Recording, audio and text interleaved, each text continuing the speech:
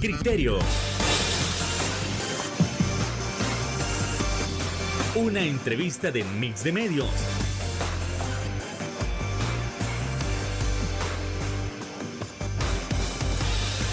Que aborda frontalmente los problemas de El Salvador con los verdaderos protagonistas y plantea soluciones.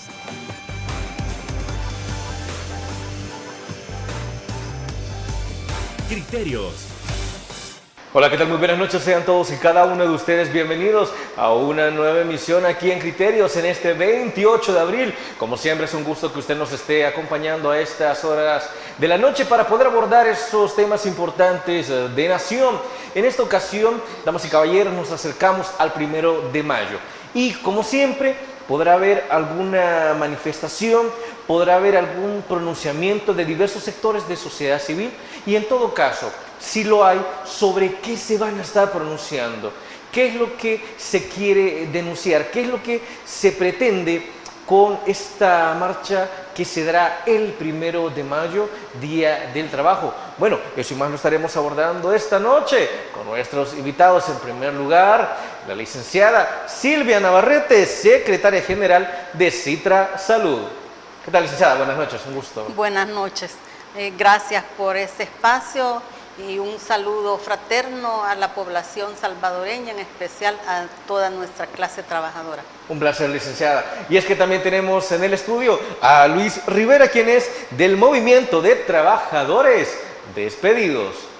¿Qué tal? Buenas noches. Gracias por la invitación y un saludo a todos los trabajadores que nos ven. Un gusto también que nos acompañe, así que vamos entrando en materia con ese primer punto. Licenciada Navarrete, se acerca el 1 de mayo y muchos dicen, mire, en lugar de salir a manifestarse, ¿por qué no mejor celebra todas las cosas buenas que se han dado en desde el 1 de mayo del 2024? ¿Cuáles son las principales razones para salir este 1 de mayo, licenciada? Sí. Bueno, como lo hemos venido diciendo nosotros, motivos para salir a marchar sobran. Hay una gran cantidad de razones por las cuales los trabajadores debemos de salir a pronunciarnos a las calles. Por ejemplo, hemos estado sufriendo despidos masivos en el sector estatal. Hemos observado también cómo se ha ido precarizando los servicios de salud y educación. Igualmente el tema del incremento al salario mínimo, que este día nosotros como Movimiento por la Defensa de los Derechos de la Clase Trabajadora hemos presentado una propuesta ante el Ministerio de Trabajo.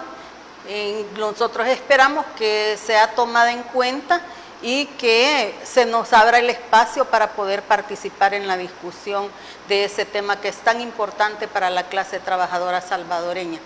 Igualmente, pues en esta marcha no solamente participamos trabajadores del sector estatal y del sector público, sino también organizaciones sociales que se están viendo afectadas, por ejemplo, en cuanto a los desalojos, tanto en el centro de San Salvador, como en todas las zonas en donde se están llevando a cabo los megaproyectos del gobierno, en donde prácticamente pues se está privando a la población del derecho al trabajo.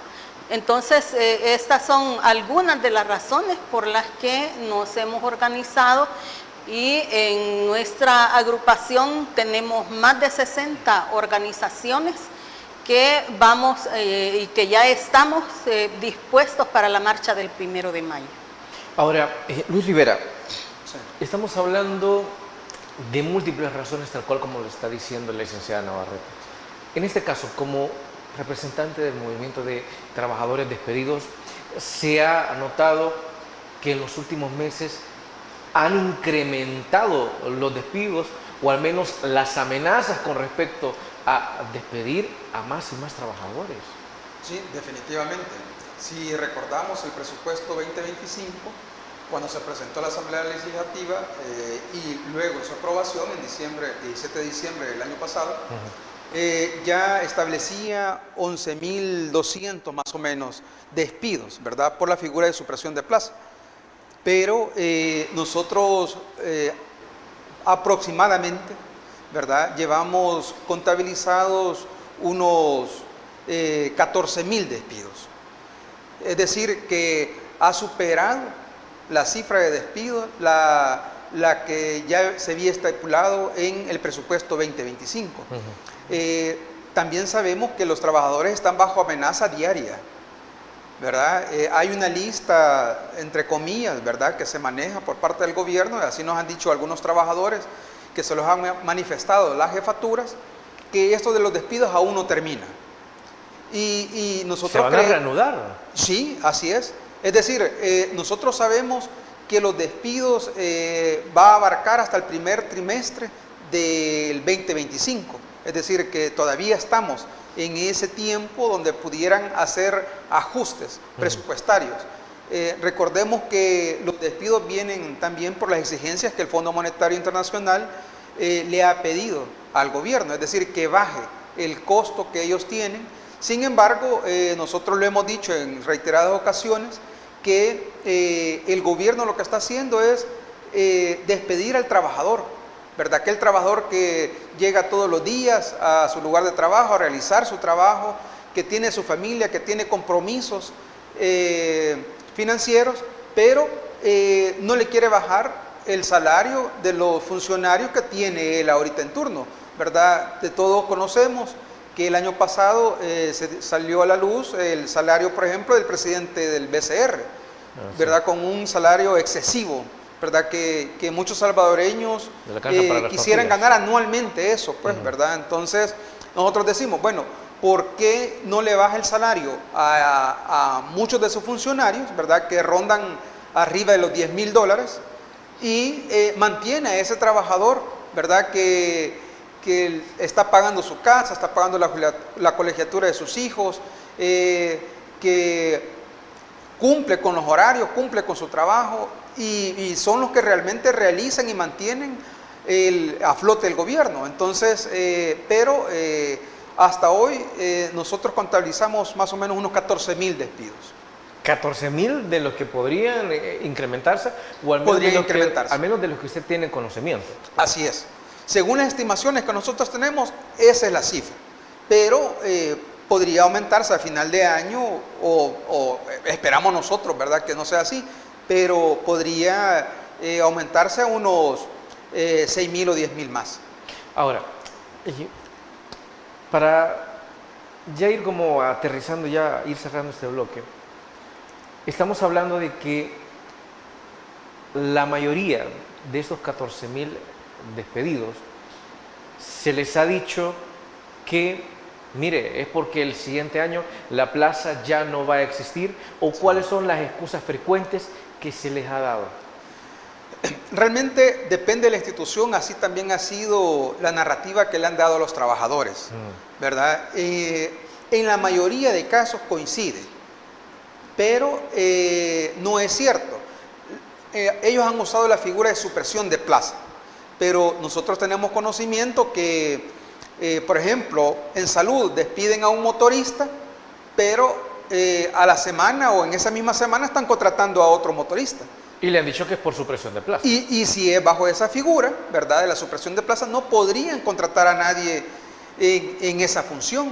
Entonces, sabemos que es una mentira, ¿verdad? Están usando ellos las figuras legales, ¿verdad?, existentes, como la supresión de plaza, para poder justificar los despidos, porque realmente son despidos, y tenemos el ejemplo de salud. En salud, la mayoría de trabajadores, entre un 90-95% de los trabajadores despedidos, no les han dado un documento que compruebe que han sido despedidos, han sido bajo la supresión, desvinculados, bajo la supresión de plaza.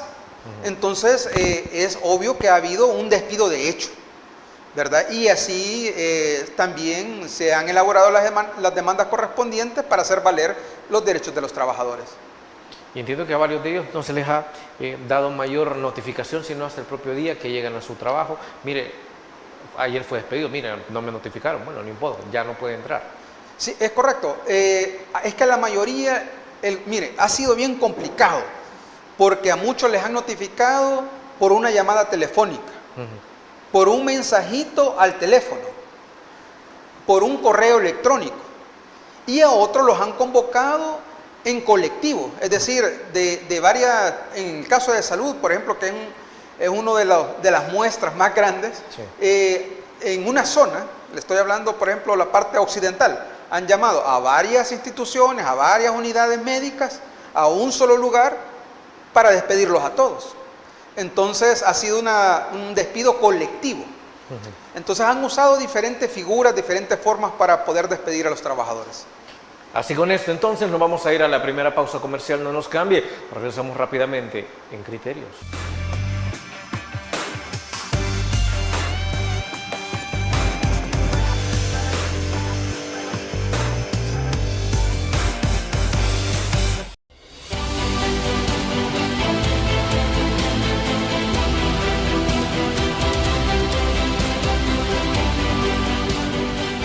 Nuestro compromiso, nuestra pasión, son algunas de las cosas que nos caracterizan como salvadoreños. Farmacia La Buena, la farmacia de todos.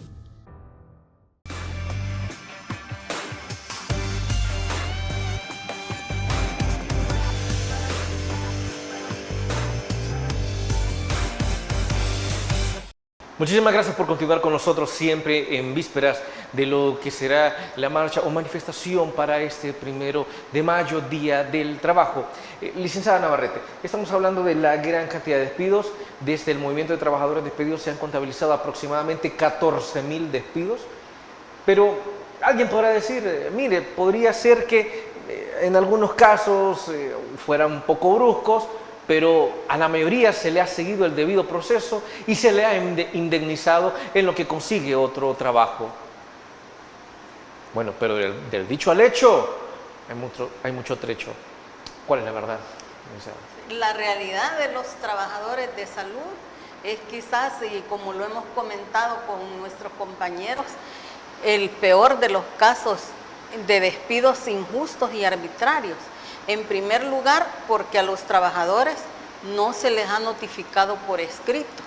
A los trabajadores únicamente, como decía Luis, se les ha llamado a reunión en algunos casos y de manera colectiva les han dicho sus plazas han sido suprimidas y a partir de ese momento ustedes dejan de ser trabajadores del Ministerio de Salud. A otros que incluso estaban en vacaciones les llega un mensajito por el teléfono de que la plaza de ellos había sido suprimida. El colmo ha sido que una enfermera que se atrevió a exigir que le dieran por escrito su notificación, la mandaron a traer con la policía, a detenerla y la tuvieron únicamente por exigir que le entregaran su notificación por escrito. Ahora, ¿por qué los trabajadores exigen que se les dé por escrito la notificación de la supresión de su plaza? Es precisamente porque los trabajadores tienen créditos, tenemos créditos, los trabajadores tenemos compromisos en los que hay que demostrar y hay que comprobar que hemos sido despedidos. Y si llegamos despedidos solo de palabra, incluso se ha tenido problemas hasta para poder demandar ante las instancias correspondientes, porque no hay un documento en el que conste que al trabajador o trabajadora se le ha despedido. Hasta el momento, a todos estos trabajadores que fueron despedidos en diciembre, que por supresión de plaza, no se les ha pagado su indemnización. A algunos de ellos les han estado llamando por parte de recursos humanos para notificarles que les van a entregar su indemnización, la cual corresponde a $6,000, cuando estas personas han trabajado hasta 30 años o más en estas instituciones. 30 años por $6,000. Por $6,000. No, Y el colmo de los colmos, ni siquiera entregárselos en una sola cuota, sino en 10 u 11 cuotas. Entonces realmente es una burla para el trabajador, es un insulto a los trabajadores después de haber entregado toda su vida al servicio de una institución. Y aquí estamos hablando de médicos, enfermeras, personal administrativo, que dejaron su vida trabajando en estas instituciones y hasta el momento ni siquiera se les ha reconocido una indemnización que les corresponde por todo el tiempo laborado en la institución. ¿Cómo es posible que a una persona que ha trabajado durante más de 30 años en un hospital le estén diciendo, mire, venga a arreglar aquí, traiga sus documentos porque le vamos a dar $6,000 de compensación económica por la supresión de su plaza y se los vamos a estar depositando en cuotas en 10 meses? Estamos hablando, si son $6,000, estamos hablando de, en 10 meses son $600 cada mes. Correcto. Así y para es. haber trabajado 30 años y, no sé, en otro rubro bien no podría ser. Ahora, podría ser que la administración de las diferentes instituciones se estén protegiendo en la medida en que a usted no le dan una notificación por escrito. ¿O cuál es la idea de no sí, dar? precisamente yo pienso que esa es la idea, que el trabajador no tenga un documento que demuestre que ha sido despedido. Y bueno, en ese caso, pues el compañero, ¿verdad?, que es abogado y que ha estado llevando varios de los casos, claro, creo que podría dar una explicación más amplia sobre esta cuestión, pero igual la lógica a nosotros nos dice que es para que no tengamos ninguna prueba de en qué momento fue suspendido, fue privado de su trabajo el compañero o compañera. Complementemos entonces. Sí. Lo que nosotros creemos es que el gobierno lo que está haciendo es creándole un ambiente de indefensión a los trabajadores. Uno es no, bueno, en el caso de salud, digamos principalmente, uno es no dándoles un documento que pruebe el despido. Y dos, no proporcionándoles la documentación que necesitan para poder también presentar sus demandas. Porque la mayoría son despedidos, el mismo día que son despedidos, los privan de poder regresar a sus puestos de trabajo o a sus centros de trabajo. Es decir, que si un trabajador era motorista o era secretaria, era enfermera de una unidad, de un hospital, el mismo día que le notificaron su despido o que le van a notificar su despido, porque sigue ocurriendo, deja su puesto de trabajo y ya no vuelve a entrar. Cuando regresa le dicen de que no puede entrar y aunque haya dejado cosas personales no se las dan. Lo que quiero decir con esto es que muchos de ellos han recurrido a las AOIR, a las oficinas de acceso a la información de cada institución, y les dicen que en 15, 20 días les van a dar respuesta. Finaliza ese periodo y cuando llegan a preguntar a ver si ya está la documentación, les dicen de que eso tiene reserva y que no les pueden entregar ninguna documentación, cuando lo que ellos han solicitado es información personal.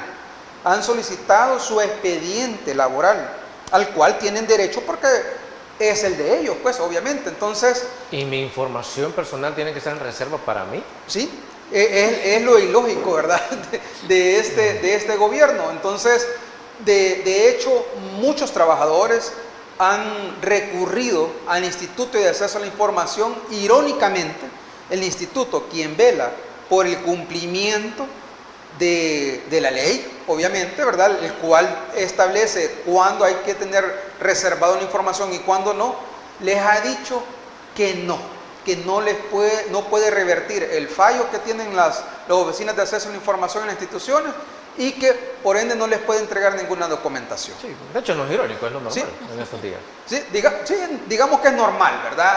Hay una tendencia de todas las oficinas de gobierno a no dar una información, pero nosotros esperamos un poco más, pues, ¿verdad? Nosotros esperaríamos que en este caso el Instituto de Acceso a la Información pues revirtiera esas decisiones, porque es el expediente laboral de cada trabajador al cual tiene derecho, y no ha sido el caso. A ver, ya para cerrar este bloque, ¿qué es lo que sucede si un trabajador no logra presentar su expediente laboral? Porque alguien dirá, mire, así como uno ve en las redes sociales, desgraciadamente una gran cantidad de comentarios despectivos, hasta de la misma gente contra los trabajadores que dicen, mire, ¿cuál es la llorazón? Simplemente consiga un trabajo honrado, como si no estuviera ya trabajando honradamente, y comience de cero otra vez. ¿Cuál es la importancia de este documento? Bueno, lo que sucede es que en el ámbito jurídico, tener un documento nos sirve qué línea seguir, qué tribunal debemos nosotros seguir para anteponer una demanda. Sí. Y aquí, para que muchos trabajadores nos escuchen, si usted no tiene ningún documento, igual se puede presentar la demanda. Es decir, el trabajador en ningún momento va a caer en una indefensión como el gobierno quiere, ¿verdad? O el gobierno busca. Nosotros hemos asesorado desde el 19 de octubre, que fue la primera marcha blanca, donde se exigió la aprobación del escalafón de salud y educación. Hemos asesorado a los trabajadores que fueron despedidos en que, mire, si usted tiene un documento que establece la suspensión de plaza, entonces no se preocupe, su demanda se va a interponer en un juzgado de lo contencioso administrativo. Sí. Pero si usted no tiene ningún documento, no se preocupe, porque también nosotros le vamos a ayudar para que ponga su demanda en el Tribunal de Servicio Civil. Si tiene un documento, va a ir a lo contencioso, y si no tiene, va a ir al Tribunal de Servicio Civil. Entonces, esas son las dos vías que en este momento hemos tenido. Hay excepciones, ¿verdad? Porque hay instituciones que son autónomas o semiautónomas que el trámite es diferente. Pero principalmente de la mayoría de trabajadores, esas dos vías se han buscado. Con esto nos vamos a ir a la siguiente pausa comercial. Por favor, no nos cambie. Regresamos en breve en Criterios.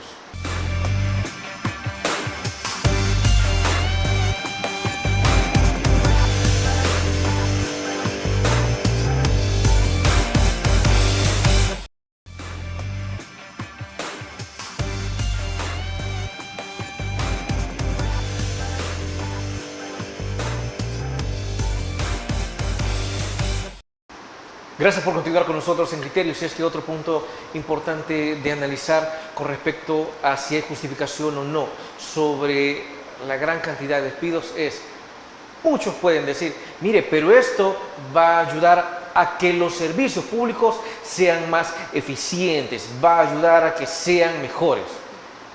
Bueno, supongamos que sea cierto. En la realidad, con la gran cantidad de despidos, más de 14,000 despidos, podemos notar que los servicios públicos han mejorado. Silvia Navarrete, por favor. Realmente, si nosotros observamos en el caso de salud, por ejemplo, después de esta supresión de plazas, se vino también el cierre de los ecos de salud, de los ecos, por falta de personal y por falta de recursos. Igualmente, esto ha ocasionado que la espera en una consulta sea aún más larga para el paciente, porque es muy poco el personal que ha quedado atendiendo y el personal tiene una gran sobrecarga laboral en este momento. Aparte de eso, un gran acoso por parte de las autoridades y también toda esa publicidad negativa que se ha hecho hacia los trabajadores de salud, precisamente queriendo desprestigiarlos para que la gente no apoye al personal de salud y para echarle la culpa al personal de los problemas que han sobrevenido precisamente de esta supresión de plazas. Porque si un paciente se tarda más tiempo en una consulta, si se tarda más tiempo para que le den una cita con un médico especialista, esta no es responsabilidad del trabajador, es responsabilidad del sistema. Entonces estamos viendo que la medida que se ha tomado de despedir personal, de recortar personal y de recortar presupuesto a las instituciones de salud no ha sido una medida favorable para el servicio, para la gente, ¿verdad? Entonces, igualmente en el caso de educación, igual se han cerrado gran cantidad de escuelas. No, no se han cerrado, han sido unificados, como dice el ministro. Sí, es que ellos buscan siempre alguna justificación, pero la realidad que vive la población, que viven los padres de familia, los niños, es el cierre de su institución. Igual en el caso de las unidades móviles de Fosalud, estas unidades móviles de Fosalud se trasladaban a todos aquellos cantoncitos que nosotros ni conocemos ni tenemos idea de que existen, a prestar los servicios de salud a la población, pero también estas han sido suprimidas. ¿Por qué? Porque no hay presupuesto. Y entonces, ¿cuál es la ganancia que se ha obtenido de estos recortes presupuestarios? Igualmente vemos en el caso de la PGR, el 50% del personal de los abogados que estaban llevando los casos de todas aquellas personas que no tienen capacidad para poder pagar un abogado particular, se han quedado igualmente en el aire. Entonces no se puede decir que esto va a mejorar los servicios públicos, que la gente va a tener servicios públicos de calidad porque se recortó presupuesto, porque se recortó personal. Sin embargo, a la par de que se despide personal, vemos que hay nuevas contrataciones y que además ha habido también concesión de servicios. Ya tenemos outsourcing en varios hospitales en donde no existía, ¿verdad? Entonces, realmente es una situación caótica dentro de estas instituciones, y aparte de eso, todo eso, ese acoso, toda esa amenaza, toda esa incertidumbre, porque todo el tiempo le están diciendo al trabajador: si usted no está de acuerdo con estar disponible 7/24, ahí está la puerta, se puede ir, que allá afuera hay un montón de trabajadores que quieren venir. Entonces no se trata de eso, ¿verdad? Precisamente. ¿Y cómo hay presupuesto para contratar nuevos trabajadores? Precisamente por eso es que los trabajadores debemos de unirnos y debemos de exigir y debemos de defender nuestros derechos. Si solamente la jornada laboral de 8 horas, para que esta fuera posible, hubieron muertos, hubieron encarcelados. Ahí tenemos los mártires de Chicago, ¿verdad?, que lucharon para que hubiera una jornada laboral establecida de 8 horas. Y esa conquista la estamos perdiendo cuando al trabajador le exigen que esté disponible 24/7. Entonces, los trabajadores debemos de salir a las calles a defender esa conquista, porque esa conquista no existe así por así, sino que se ganó con sangre, con lucha, y debemos de defender esa conquista, y además defender las que nosotros hemos ganado. Y eso tomando en cuenta, licenciada, que al menos en El Salvador se siguen defendiendo las 44 horas semanales. Ya no digamos estados como Panamá, estados como Chile, que ya ni siquiera son 44 horas. Estamos hablando aproximadamente entre 30 y 36 horas, y ha sido más efectivo. O sea, entiendo que en el futuro van a ser otras luchas que los trabajadores y trabajadoras salvadoreños van a tener que emprender, pero por ahora 44 horas, y les exigen todavía más. Y no son horas pagadas, según entiendo. Exacto, es que ese es el problema. A nadie le están reconociendo horas extra, a nadie le están reconociendo sus vacaciones, sus nocturnidades. Y eso es precisamente por la que a mí me despidieron, por ir a defender el derecho al pago de horas extra, el derecho a las vacaciones, el derecho de las nocturnidades del personal de salud. Licenciada, no quiero ser adivino, pero imagino que al momento en que usted exigía todo eso, le salieron con la clásica: usted no tiene vocación. ¿Para qué está exigiendo vocaciones? El médico y los enfermeros o los técnicos en salud deben trabajar gratis. No tienen que exigir vacaciones, no tienen que exigir que se les paguen horas extras. Es más, no hablen, no duerman, no coman si es posible. Y ahora lo que yo me pregunto es, si estos funcionarios quieren que los trabajadores trabajen por vocación, ¿por qué no trabajan ellos también por vocación? sino que ahí vemos unos salarios altísimos que realmente a uno le sorprende cómo un funcionario público puede tener un salario, por ejemplo, de 20,000, de 30,000 dólares, cuando al trabajador no se le quiere ni siquiera incrementar un 40% al salario mínimo. Bueno, con esto nos vamos a ir a la siguiente pausa comercial. Por favor, no nos cambie. Regresamos en breve en Criterios.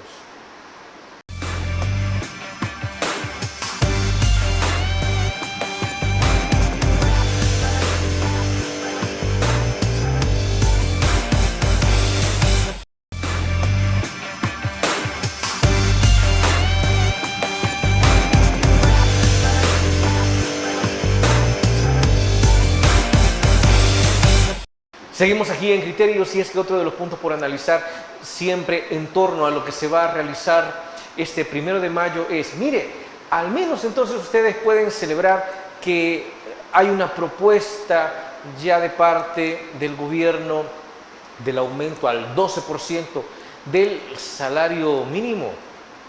Bueno, pero es que analicemos también, ¿la gente ha celebrado que el gobierno finalmente propuso un 12%?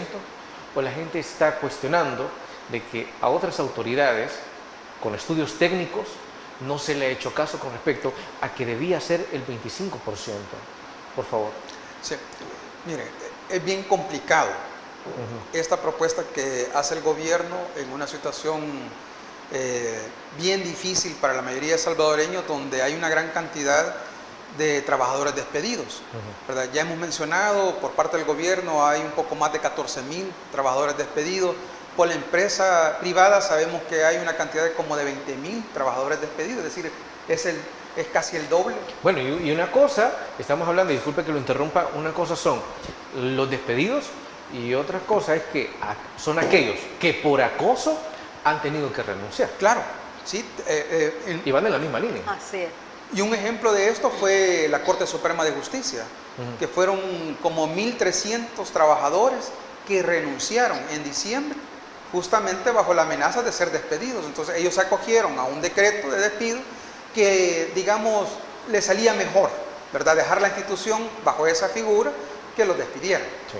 Pero bueno, volviendo al tema del salario mínimo, yo creo que en vez de ayudar este 12% que el gobierno ha anunciado que va a ser efectivo a partir de junio, va a venir a complicar más la vida de los salvadoreños, en el sentido en que una vez se anuncia un incremento al salario mínimo, también se incrementan los precios de los productos de la canasta básica.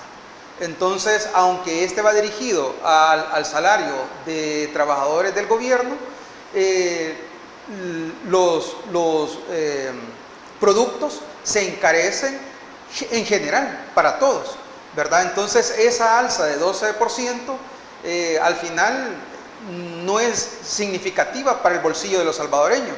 Bueno, son 43 dólares y centavos prácticamente lo que equivale ese incremento del 12% al salario mínimo, pero que ahí hay que sumarle también el descuento que le van a hacer al trabajador de la AFP, del Seguro Social, lo que va a pagar de renta probablemente si es que paga renta por alguna situación, porque no están obligados ellos, pero digamos que al final lo que ellos van a percibir es muy poco, ¿verdad? Porque también al incrementarse la canasta básica, entonces ese incremento, digamos que no va a venir a ayudarles a su bolsillo, sino que al contrario, hoy por hoy estamos pagando nosotros los precios de la canasta básica muy altos, según los estudios que ha realizado FESPAD y que ha realizado también el CDC, que han hecho sus propuestas, ¿verdad?, como organizaciones también, para que se incremente el salario mínimo. Ellos han dicho que lo menos que se necesita, viendo el costo de vida y el costo de la canasta básica, es un 25%. Ese es lo menos. Entonces, ¿por qué? Porque ellos han considerado otros factores que tienen que ver en el incremento del salario mínimo. No solamente es de forma antojadiza, miren, subámosle un 10%, un 15%, sino que tienen que considerarse el coste de vida, por ejemplo, lo que yo gasto al día en transporte, en vivienda, en alimentación, en salud, en vestuario, ¿verdad? Como también el costo de la canasta básica ampliada, porque hay que considerar productos, digamos, que cotidianamente antes no se tenían. Hoy, ¿quién niega que tener internet en un teléfono sea parte de la canasta básica? ¿Verdad? O sea, el mismo gobierno nos obliga a que los ciudadanos tengan internet en sus hogares para poder utilizar la tablet que les está regalando, porque si no, no pudieran hacer uso de ellos, pues, ¿verdad? Entonces es parte también de esa canasta básica ampliada.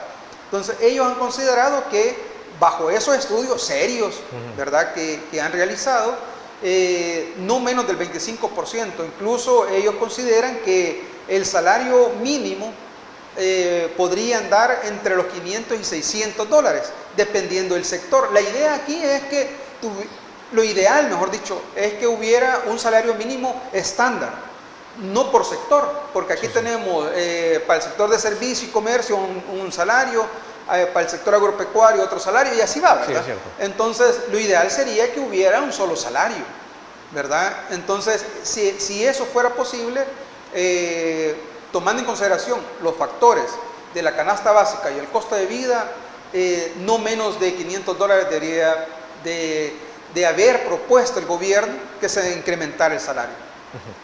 Licenciada, este es uno de los temas por los cuales se van a pronunciar este 1 de mayo. Así es uno de los principales temas que llevamos, ya que es una gran parte de la población que sale afectada con el incremento al salario mínimo, tal como se ha propuesto, porque igualmente los trabajadores no estarían recibiendo ese 12% de incremento salarial completo, ya que a eso habría que aplicar las deducciones, ¿verdad? Como es el caso de la AFP, del Seguro Social, que igual se vería incrementado.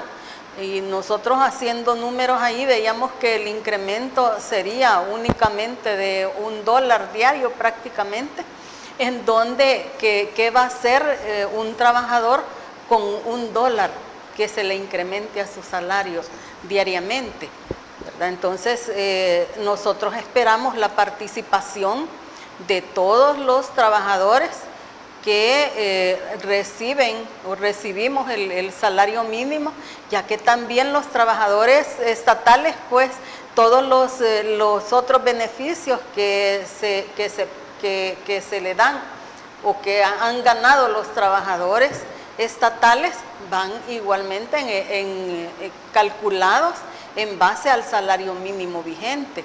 El caso del aguinaldo, por ejemplo, ¿verdad? Y otras prestaciones de los trabajadores. Entonces no es un tema que atañe únicamente al grupo de trabajadores de la empresa privada, sino a todos los trabajadores y trabajadoras del país. Por lo tanto, esperamos que esta marcha pues sea masiva y que llevemos todas nuestras demandas, porque igual cada sector tiene sus propias demandas.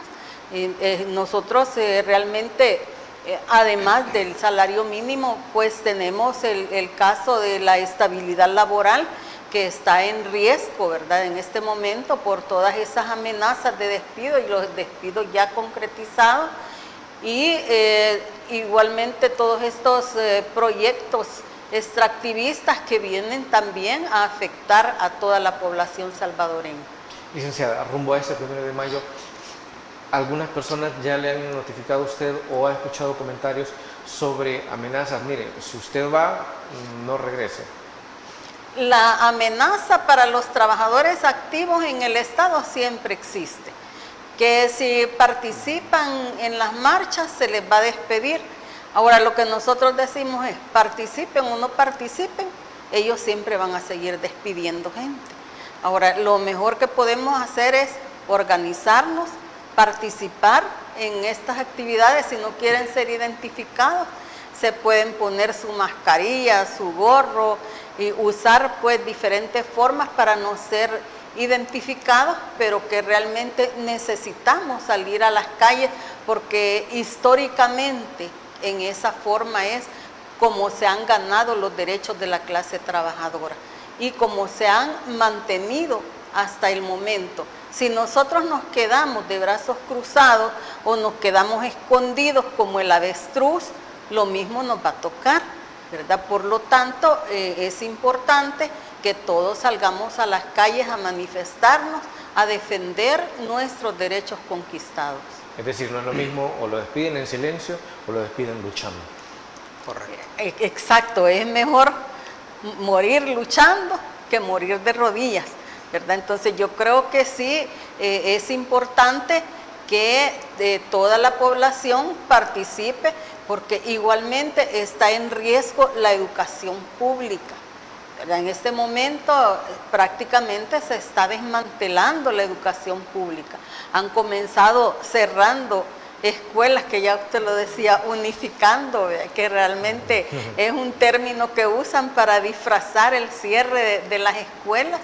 Igualmente en el caso de salud, la desaparición de los ecos familiares, la desaparición de las clínicas móviles de Fosalud, la posible privatización de los hospitales, porque realmente es bastante preocupante el hecho de que no se hable de la sonada fusión entre el Seguro Social y el Ministerio de Salud, que ya de hecho prácticamente se está llevando a cabo, y que esto igual va a traer también más despidos y más precarización en los servicios, la posible privatización, porque mucha gente se alegra de que dicen, ay, qué bien, al fusionar el Seguro Social con salud pública vamos a tener un mejor servicio, pero recordemos que todos los que tenemos acceso al Instituto Salvadoreño del Seguro Social pagamos una cotización.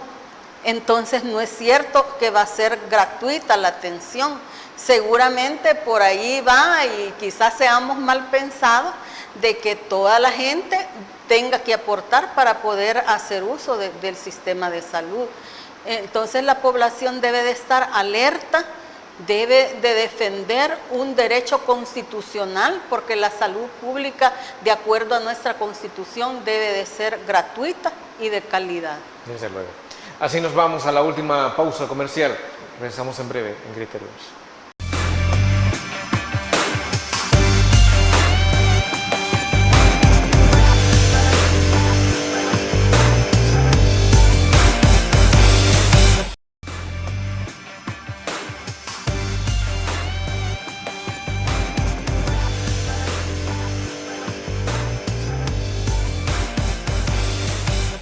Y es que a fin de cuentas, este 1 de mayo, ¿a dónde es la convocatoria? ¿A qué hora saldrán? ¿Qué cosas podemos esperar? Por favor, Luis. Bueno, el Movimiento para la Defensa de la Clase Trabajadora está convocando a todos los salvadoreños, porque no solamente a los trabajadores, a que lleguemos este 1 de mayo a partir de las 7 a.m. de la mañana a la Plaza Divino Salvador del Mundo.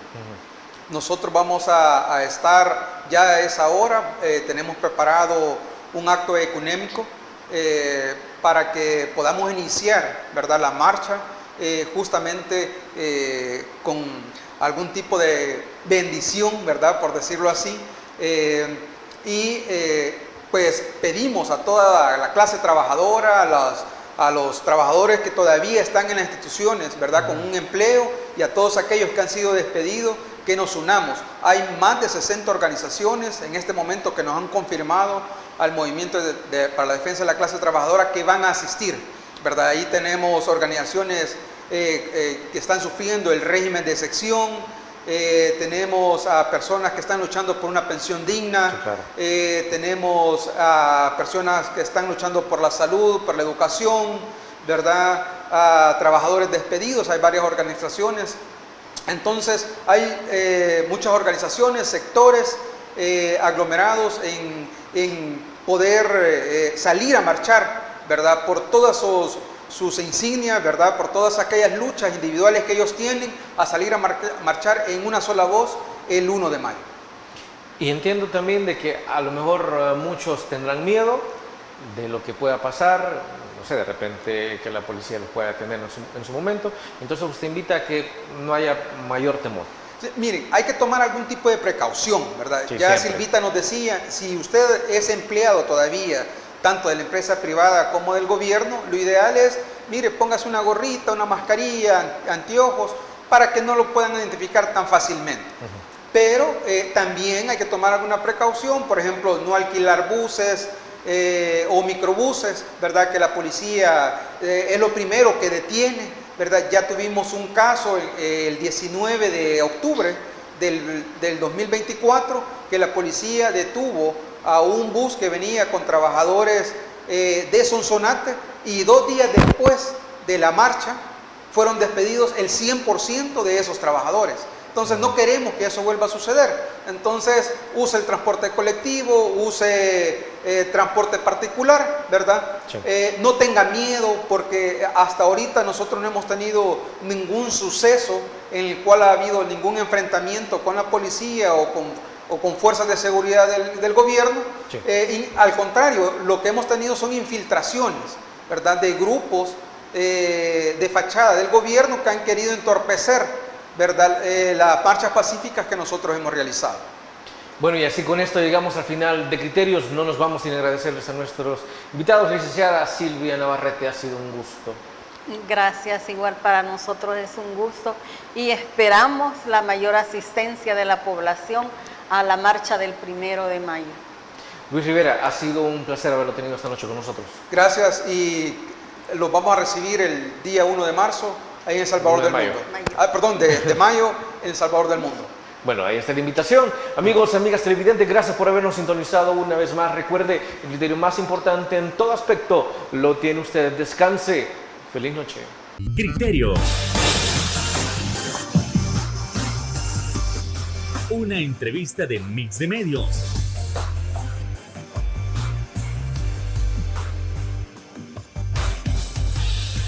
Que aborda frontalmente los problemas de El Salvador con los verdaderos protagonistas y plantea soluciones.